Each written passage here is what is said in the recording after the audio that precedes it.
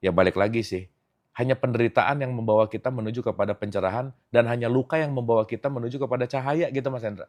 Nggak ada lagi sih gitu. Sip, sip, Nah, sip. jadi balik lagi ke pertanyaan Mas Hendra bahwa tirakat itu sangat penting dengan kesadaran dan pengetahuan itu penting banget karena bertirakat tanpa kesadaran dan pengetahuan hanya akan menjadi dogma dan doktrin gitu.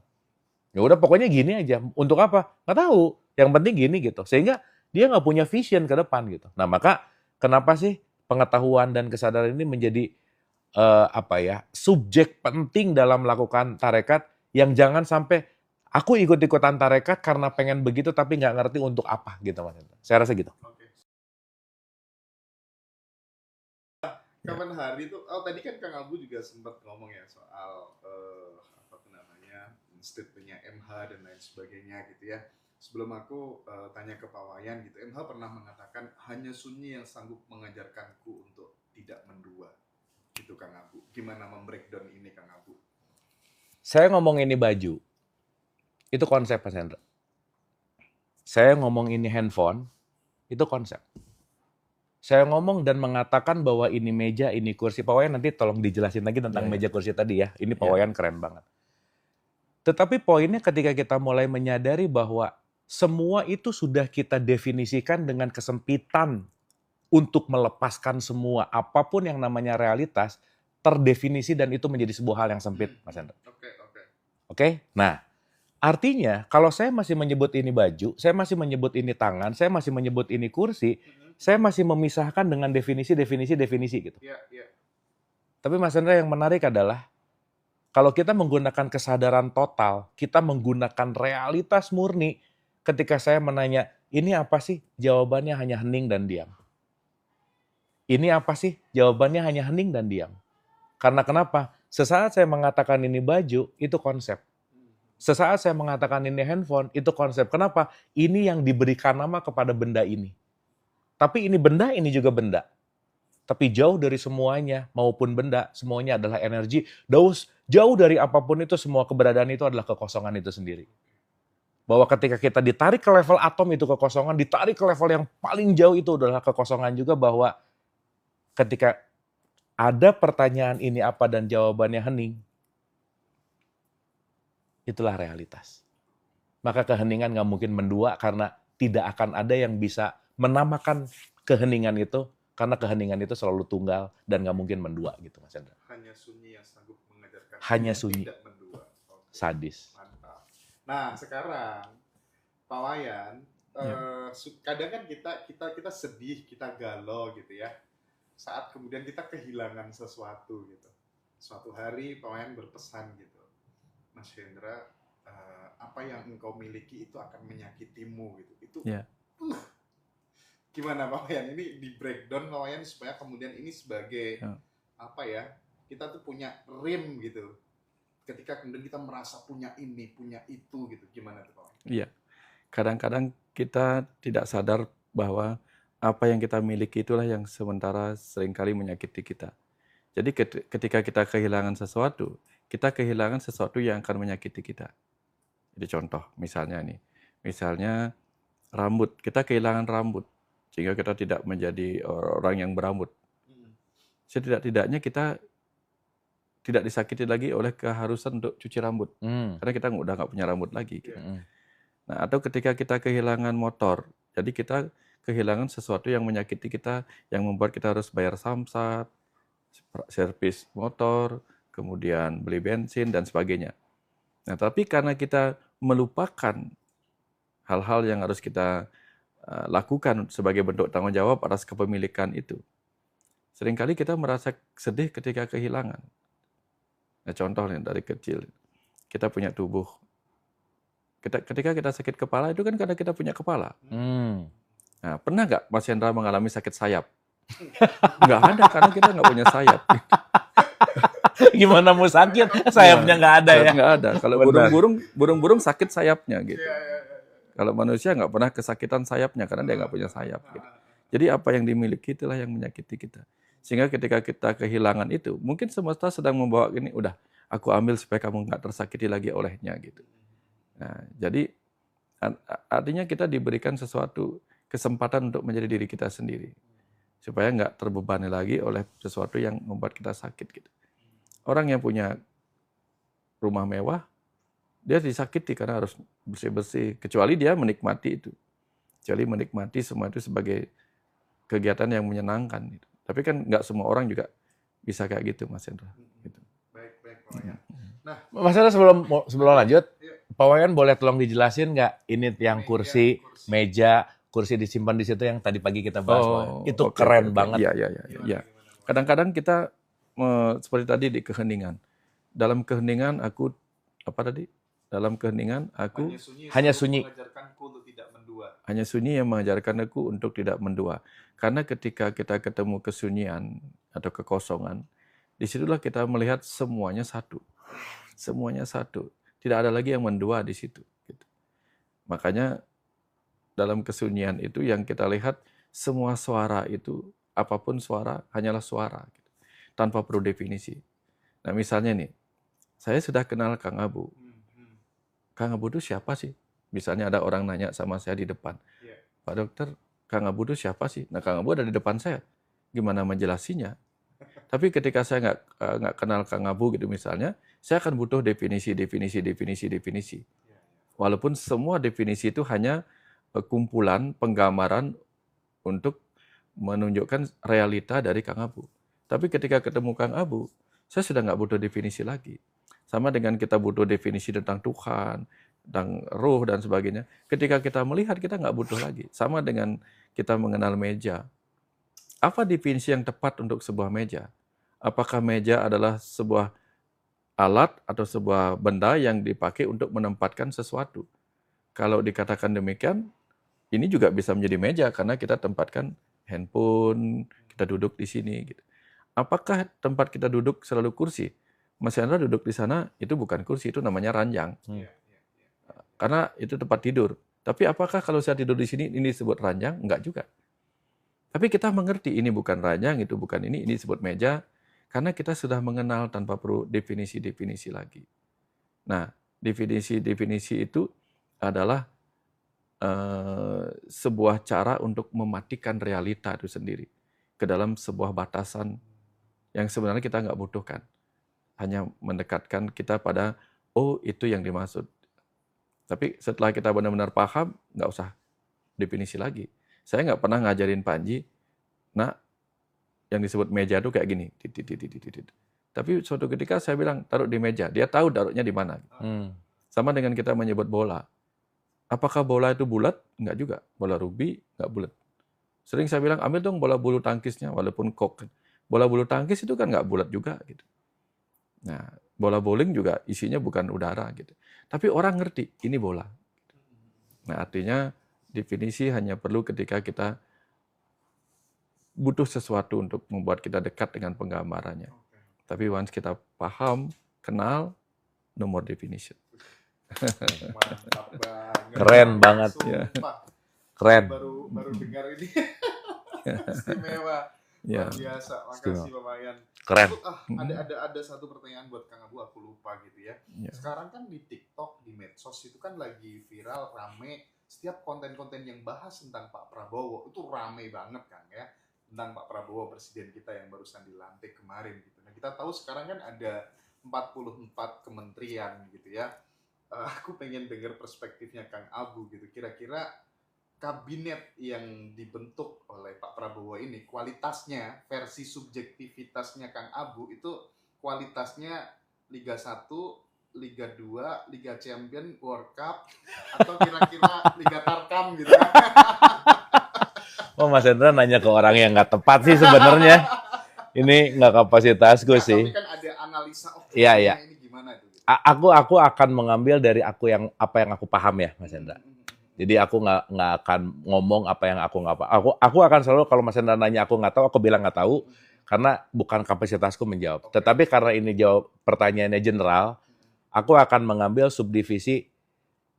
Entah kenapa saya sangat dalam tanda petik memiliki hope, harapan. Ketika Pak Nasaruddin Umar dijadikan Menteri Agama sih, Mas Hendra. Iya. Itu aja sih yang aku lihat. Karena aku tahu Pak NU, aku kenal, maksudnya aku ngerti beliau gitu ya, dengan ajarannya, dengan sepak terjangnya. Begitu Pak NU dijadikan Menteri Agama, ada sesuatu yang, gitu loh Mas Hendra. Ya, maksudku, apakah nanti terjebak dengan birokrasi atau apa, urusan belakangan gitu. Tetapi dalam subjektif aku, sekali lagi ya teman-teman, ini subjektif sudut. Karena udah lama mengenal beliau kan. Iya, karena aku tahu lah. Yang saya bisa katakan bahwa Pak Prabowo nggak salah milih Menteri Agama, dah gitu. Nggak salah milih Menteri Agama. Ya. Dan ini keren juga kan, kapan hari kan dihujat gara-gara nyium Pop. iya kan? Itu kita pernah bahas waktu terakhir. Dan Ya. sekarang naik level langsung gitu. Naik level langsung. Habis dihujat gitu. Habis dihujat jadi menteri. Sadis kan, Mas? Keren. Jadi kalau ngomongin menteri A, menteri B, aku sejujurnya nggak ahli, nggak paham, tapi yang aku lihat dalam perspektif yang aku tahu dan aku beneran bisa menguasai secara medan dan paham lah sekali lagi gitu ya. Hanya satu sih Mas, aku appreciate kepada Pak Prabowo karena memilih Pak NU, Pak Nasaruddin Umar menjadi Menteri Agama yang harapannya adalah dengan kapabilitas beliau yang ahli tasawuf gitu ya, memberikan nuansa untuk memberikan keindahan toleransi agama yang ya maksudnya jauh di sini tuh dalam arti gini, sesuatu yang bisa benar-benar Bhinneka Tunggal Ika tuh bukan hanya basa-basi gitu ya. Toleransi itu bukan hanya slogan, tetapi beneran juga yang udah saya aplikasikan sama Pak Wayan bahwa kembali lagi bahwa agama hanyalah kemasan tetapi tetap isinya adalah manusianya. Kita mau sibuk dengan merek air mineral, mau merek A, merek B, merek C, jangan lupa bahwa ketika kamu haus yang kamu cari adalah airnya bukan mereknya gitu. Itu Mas. Ya. Oke, Pak Wayan, masih banyak teman-teman itu yang sibuk untuk menghujat sana sini terkait dengan apa tuh namanya birokrasi politik kita hari ini gitu ya. Ya. Kita tahu bahwa ketika kemudian Pak Prabowo terpilih jadi presiden dan dilantik, itu nanti akan muncul matahari kembar segala macam dengan Pak Jokowi dan seterusnya. Gimana Pak Wayan, kebencian terus menerus kemudian lewat media sosial disebarluaskan gitu ya, karena berbeda pilihan dan seterusnya. Nasihat Pak Wayan sebagai guru kita gimana? Ya, itu ketika manusia terjebak dalam hukum fisik, mereka akan berada dalam hukum kelembaman. Yang berhenti akan berhenti, yang lanjut akan lanjut. Artinya orang yang benci akan terus benci, orang yang cinta akan terus cinta, sampai dia menghentikan sendiri. Gitu. Jadi sama kayak tadi itu misalnya, mungkin ada perspektif lain tentang bukan lain ya, tentang kabinet yang gemuk gitu misalnya kan. Mas Hendra tahu kan ada engkol Inggris itu bisa dipakai diputar-putar untuk ini, dia multi lah, bisa pakai ukuran berapa saja. Tapi bengkel yang besar itu pasti punya, selain engkol Inggris, dia punya kunci-kunci yang kecil-kecil lagi, yang lebih detail, yang ngepas untuk ini. Lalu yang bagus yang mana? Yang bengkel yang hanya cukup dengan satu kunci bisa ngerjain apa saja, atau bengkel yang lengkap peralatannya. Sesuai dengan fungsi. Ukuran ini ada ini engkolnya, ukuran ini ada obengnya tersendiri gitu. Sama dengan tukang kayu.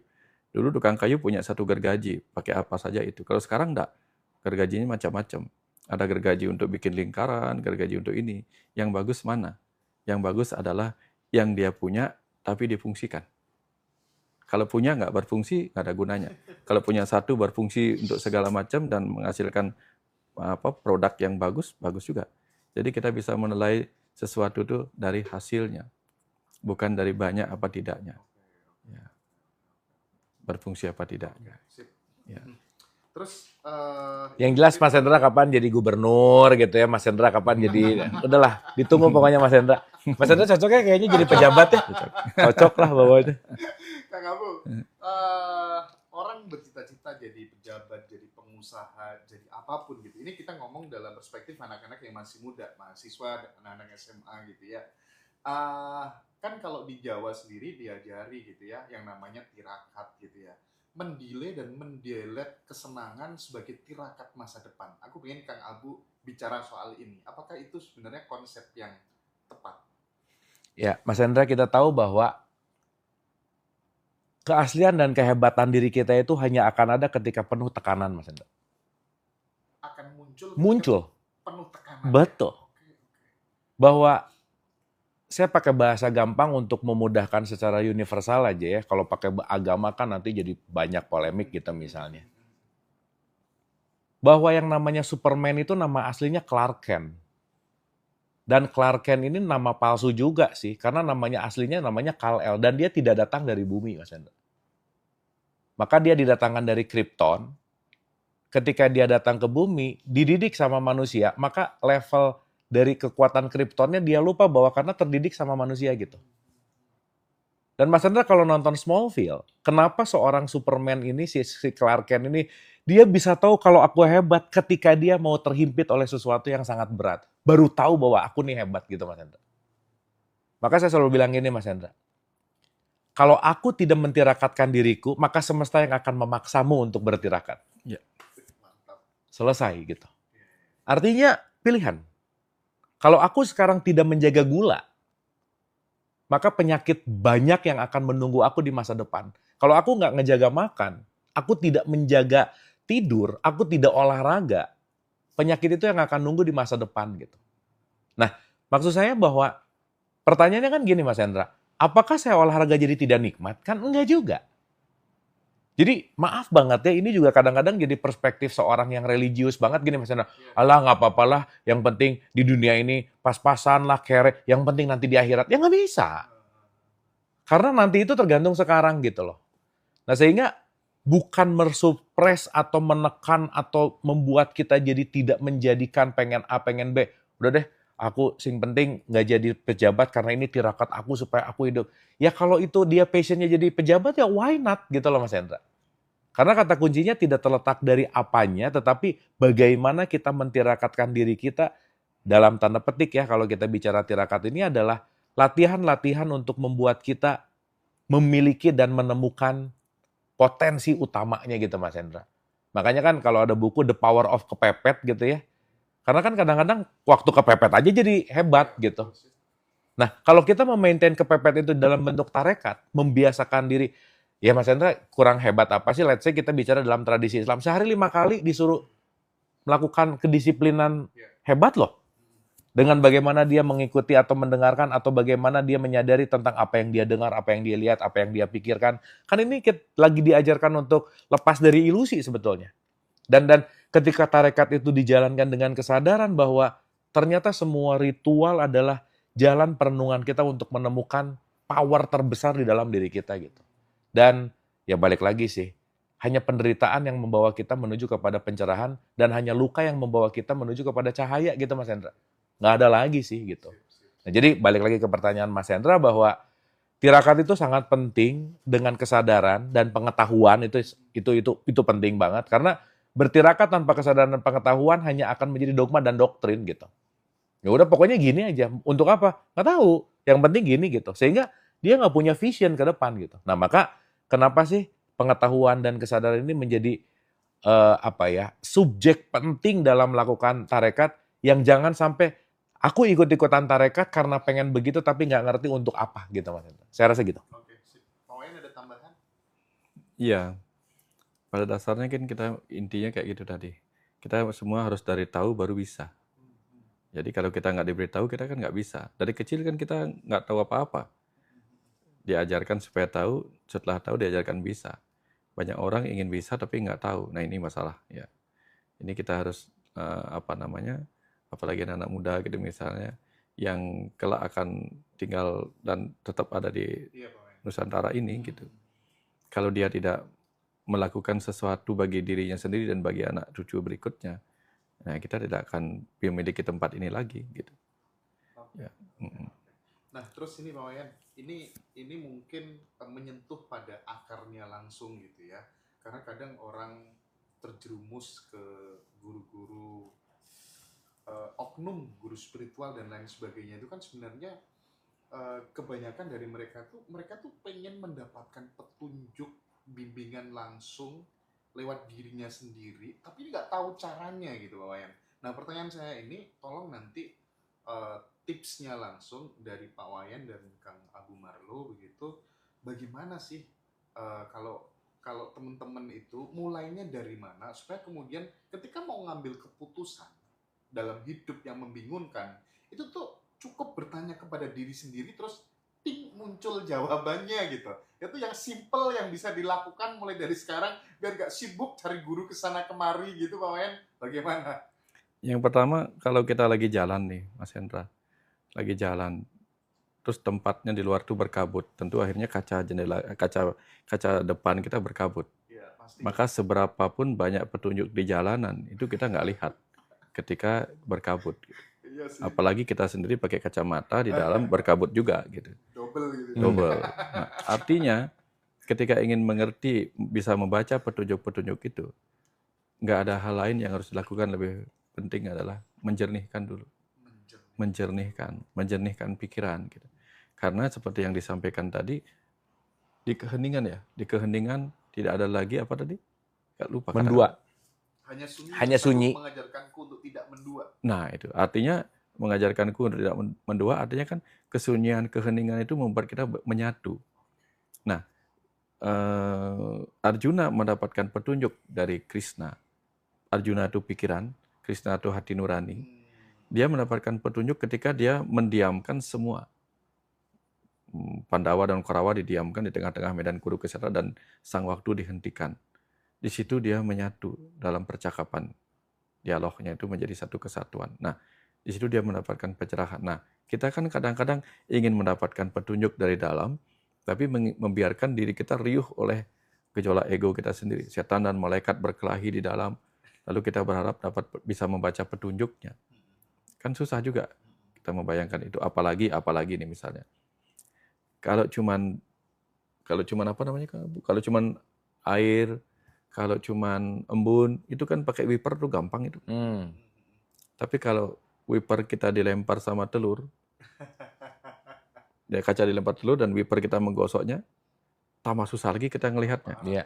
Karena ada kemelekatan di situ.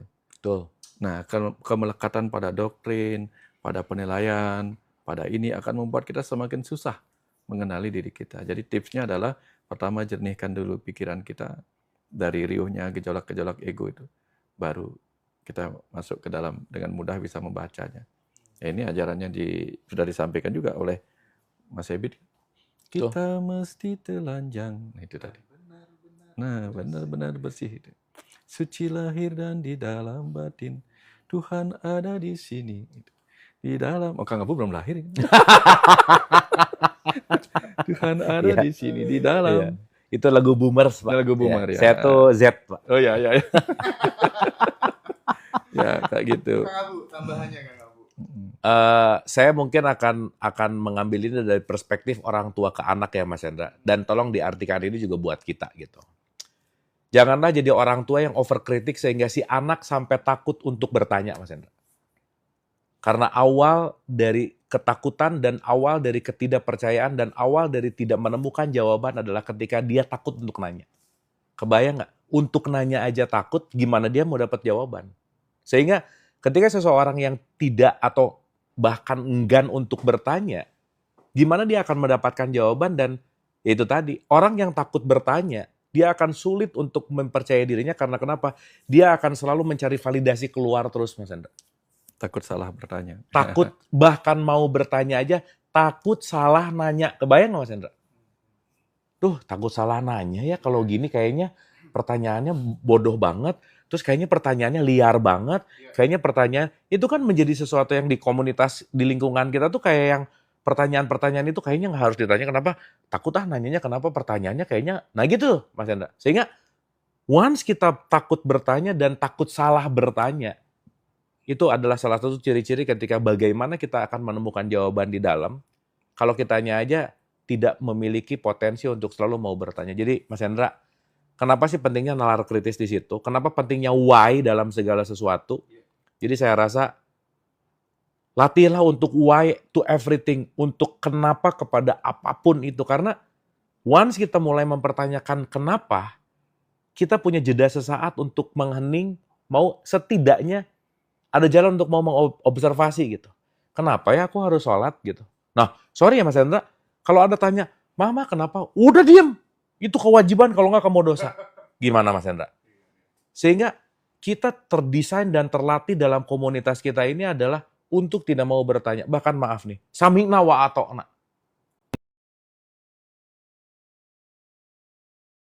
tentu ya oke lah. Tetapi ketika kita beneran menghilangkan critical thinking kita untuk why, itu akan sangat sulit untuk kita menemukan jawaban dan dia akan selalu kehausan dan pencarian validasi keluarnya pasti akan tinggi sih Mas Hendra. Jadi start with why sih buat saya. Ada tambahan lagi yang saya pernah dialirkan Kang Abu. Tidak ada pertanyaan yang salah. Yang ada adalah jawaban yang belum tepat. Oke. Yang ada adalah jawabannya belum tepat. Belum tepat. Oke, sip. Ya. Kang Abu, 21-22 Desember kita kan bikin retreat nasional gitu bersama dengan Pak Wayan Mustika gitu. Apa sih yang akan kita pelajari bersama-sama di Sentul selama 2 hari nanti? Karena ini yang daftar sekarang udah ada berapa ya? 50 berapa gitu yang udah positif mau daftar ya. Nah, gimana Kang Abu yang bisa di-share ke teman-teman gitu?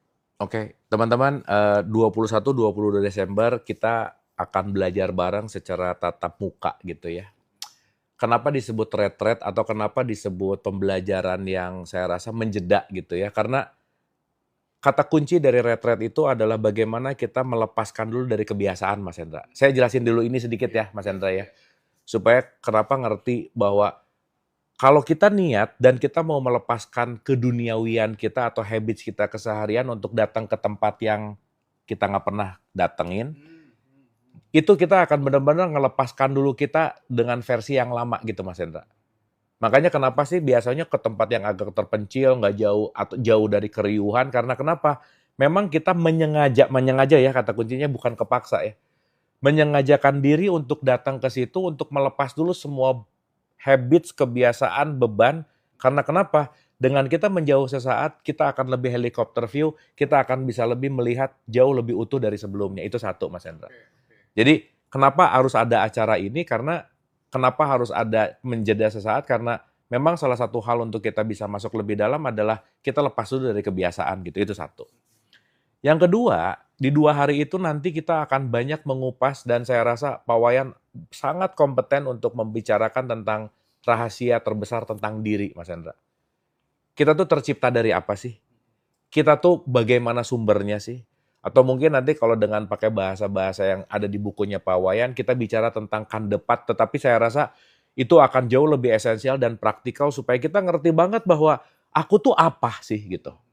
Dan apa yang harus aku lakukan, visi misi jiwa dan seterusnya, saya rasa itu kalau nggak didiskusikan dengan 2 arah tuh akan sangat sulit Mas Hendra.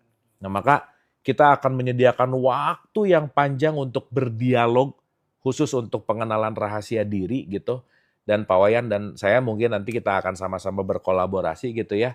Untuk benar-benar bagaimana kita menemukan dan mengenali diri kita yang sejati, otomatis ketika kita mulai mengenali diri kita yang sejati, ya kita juga pasti akan mengenal Tuhan itu sendiri gitu. Nah jadi saya rasa si retreat nasional ini adalah perjalanan ke dalam, perjalanan meniti ke dalam diri gitu ya, untuk menemukan siapa sih aku gitu. Dan apa sih yang harus aku lakukan, katakanlah begitu. Dan yang paling penting adalah kita menjeda bersama, dan ketika kita menjeda bersama dengan grup atau community, kita akan membangun vibrasi yang dengan sebanyak orang itu juga jadi good vibes gitulah Mas Hendra. Setidaknya ketika good vibes itu terjadi atau vibrasi yang baik itu terjadi, yang at least ketika datang lagi di frekuensi rendah karena ini vibes-nya oke, itu akan meningkatkan dan kita akan menyelaraskan dalam bentuk yang namanya kolektif gitu. Nah, jadi teman-teman yang memiliki kesanggupan, yang memiliki keluangan waktu dan keluangan apapun itu semuanya, yuk kita belajar bareng di sini, kita belajar bareng sama Pak Wayan, kita menghening sejenak, menjeda sesaat dari rutinitas keseharian yang saya rasa hal-hal itulah yang penting, saya rasa penting dalam kehektikan atau kesibukan harian. Dan apalagi ini tema kita juga kan menyambut tahun baru Mas Hendra. Jadi jangan lupa ya beberapa bulan lagi ini udah tahun baru gitu ya, dan nggak kerasa bahwa 2024 masa sih terlewat hanya gitu-gitu aja gitu. Saya rasa gitu Mas Hendra. Mungkin dari Pak Wayan. Iya. Nanti saya baru dapat sesuatu yang harus kita laksanakan nanti di situ. Cuman saya nggak tahu apakah harus diungkapkan sekarang apa nanti aja sekalian gitu. Oke. Biarlah misteri menjadi Siap. misteri dulu gitu. Karena tiba-tiba Ada. nanti diubah nanti di situ. Aku nggak tahu ya waktu itu Kang Abu tuh wawancara sama siapa, sama Citra atau siapa, aku lupa gitu. Terus kemudian Kang Abu mengeluarkan statement kurang lebihnya beginilah, bagaimana aku masih meminta ketika kemudian yang datang ke diri saya itu udah lebih baik daripada yang saya ingin gitu. Nah, mudah-mudahan di retreat nanti gitu ya, itu bisa ditransformasikan Kang Abu, karena aku sendiri kadang merenung gitu ya, melakukan kontemplasi gitu. Sesuatu itu banyak yang datang dalam hidupku itu ketika kemudian aku sudah nggak pengen gitu. Nah, aku tuh pengen konsultasikan ini juga sebenarnya. Tangen gitu ya. Ini kan sebenarnya keinginanku yang dulu-dulu banget gitu yang sudah aku lupakan gitu. Nah, mungkin dari case ini gitu ya, Kang Abu, Pak Wayan gitu, karena bagaimanapun juga teman-teman yang datang itu tidak hanya spiritualitasnya yang pengen upgrade Pak Wayan, tapi juga kemampuan finansialitasnya gitu ya. Ya.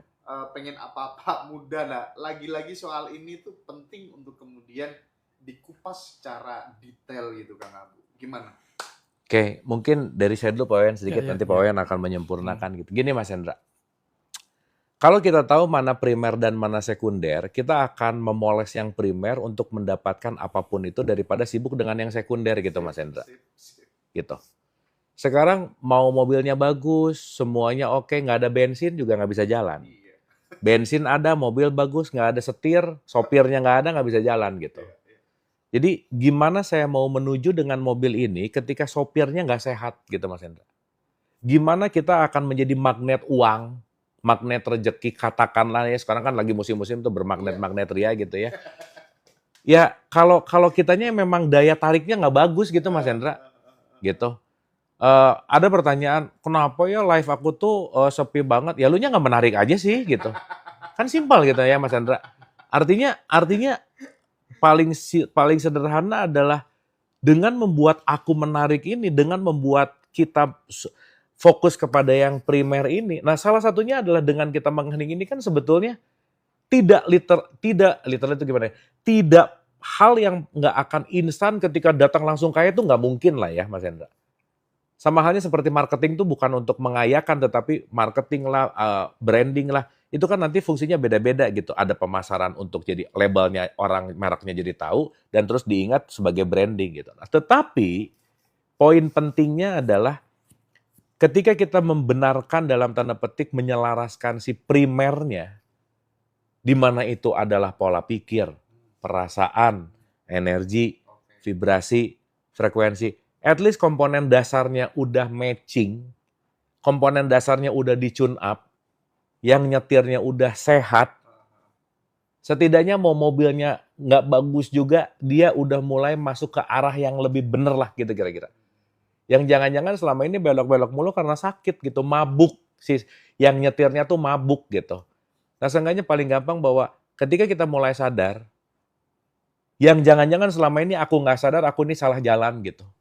Yang jangan-jangan semakin jauh nyari, padahal yang aku cari ada di belakang. Yang jangan-jangan selama ini harus udahan, tapi tetap kekeh lanjut. Yang jangan-jangan saat ini yang harusnya nambah jadi kurang dan seterusnya karena datang apa. Mungkin retret ini akan membuat transformasi yang mabuk menjadi yang sadar, karena kesadaran itulah sumber primer kita untuk menjadi magnet apapun gitu. Gitu Mas Hendra. Tambahan dari guru kita. Ya, kalau saya mau melihatnya dari perspektif sebagai orang tua gitu. Orang tua, nanti kita elaborasi dengan cerita yang lain. Kalau Mas Hendra punya anak gitu. Mas Hendra waktu dia baru mulai bertumbuh, kemudian Mas Hendra belikan dia buku. Sekali dibelikan buku, oh dia baca habis bukunya, atau diberikan kertas kosong, dia tulisin atau dia gambarin gitu. Pingin belikan enggak lagi hal yang sama. Belikan yang baru, belikan yang baru, belikan yang baru. Gitu. Begitu dia, atau yang satunya lagi, anak yang satunya lagi, kemudian kita berikan buku, bukannya dibaca, dibuang. Dikasih kertas kosong untuk dia belajar, dia nulis, dirobek-robek, dibuang. Nah, jadi anak yang membuang-buang apa yang diberikan cenderung tidak akan diberikan lagi oleh orang tuanya. Tapi anak yang bisa memanfaatkan dengan baik apa yang diberikan orang tuanya akan dibelikan yang lebih bagus, lebih bagus, lebih bagus. Karena si orang tua percaya bahwa apa yang diberikan itu akan digunakan dan berguna untuk menambah guna atau ilmu bagi anaknya. Semesta itu sebagai ayah ibu semesta melakukan hal yang sama. Ketika anaknya diberikan uang, dibuang-buang. Bukan dijadikan peluang. Ini uang.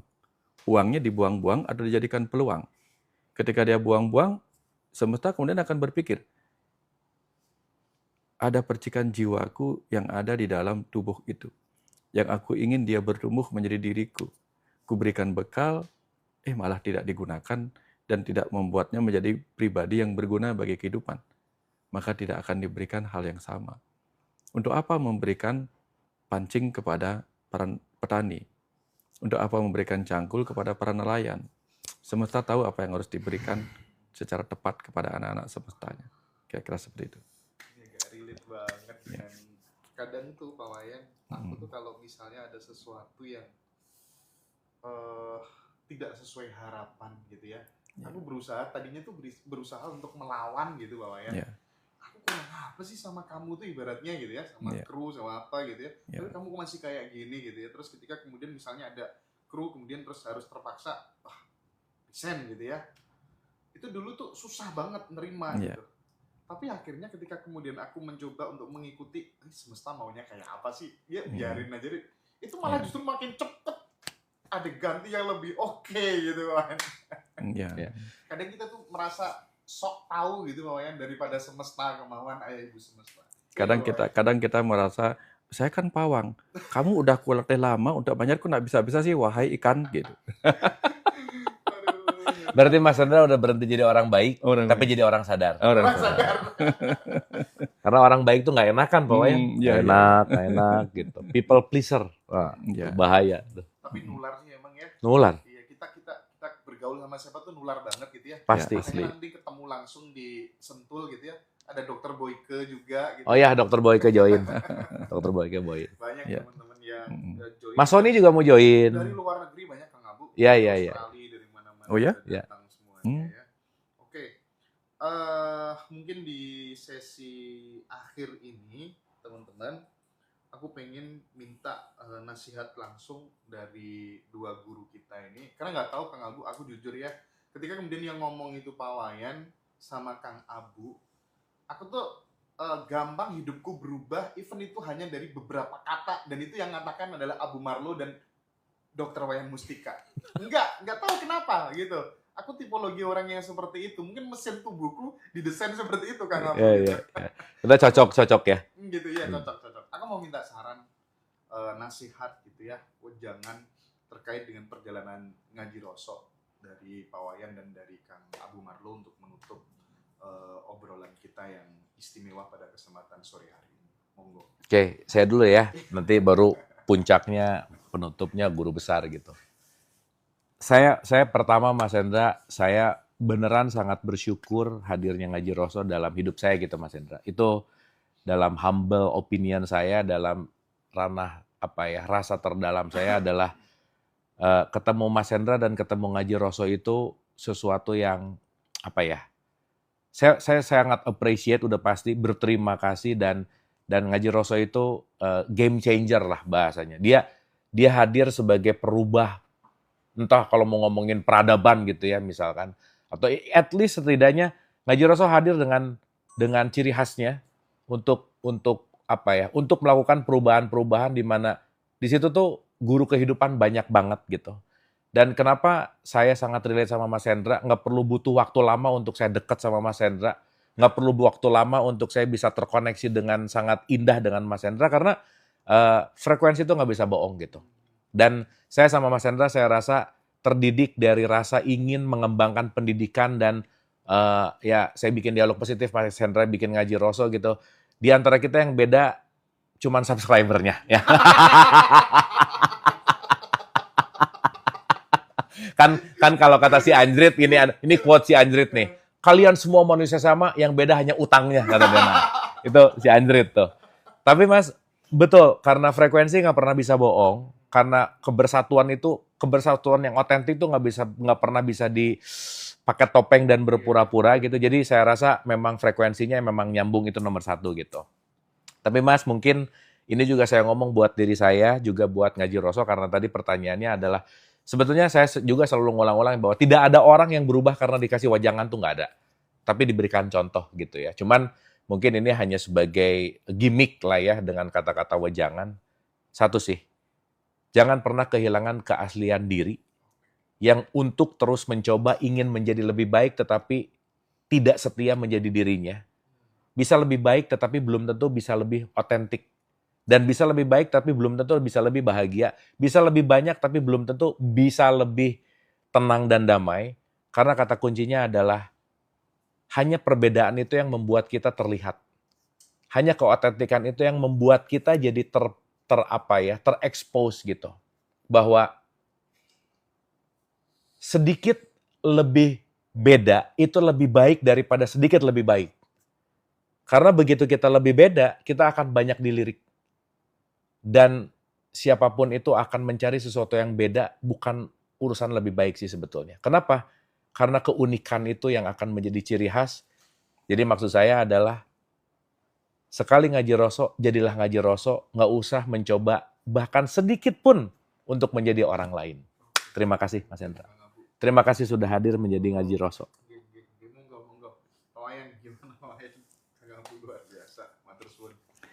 Di masa lalu, Mas Hendra, ada Resi Wyasa membuat cerita yang kemudian dengan kehadiran tokoh Krishna dan Arjuna menyampaikan pesan-pesan yang mengagumkan untuk bisa dipahami sampai sekarang. Nah, lalu di masa sekarang di Nusantara hadir kata-kata seperti ini, Mas Hendra. Hana caraka hono curoko. Ada kuutus 2 orang utusan.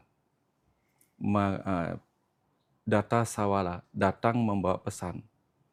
Jadi utusan itu kutitipkan masing-masing pesan. Satu, ada pesan, teruslah bertanya. Pada utusan yang satu, aku berkata, teruslah menjawab. Pada jayanya, dua-duanya kuat. Yang satu kuat bertanya, yang satu kuat menjawab.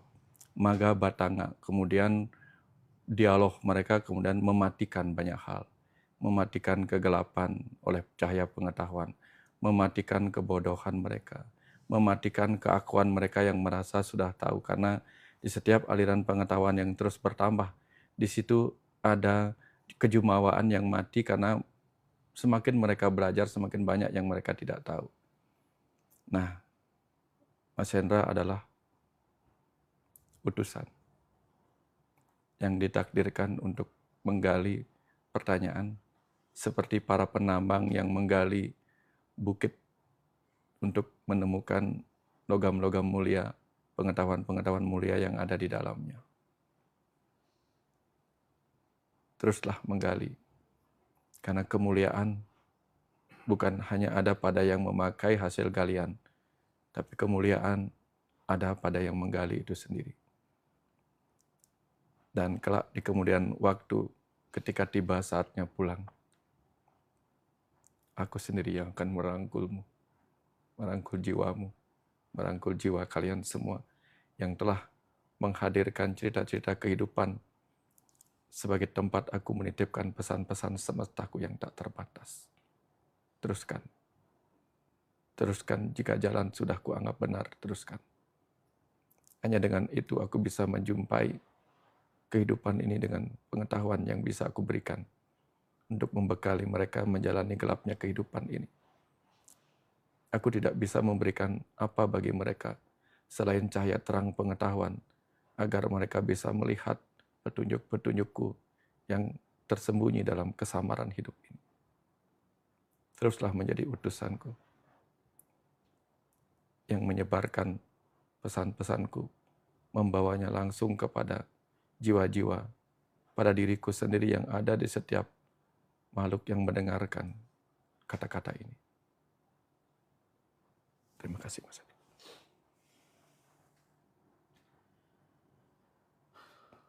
Terima kasih, Mas Kang Abu. Ayo, Guru.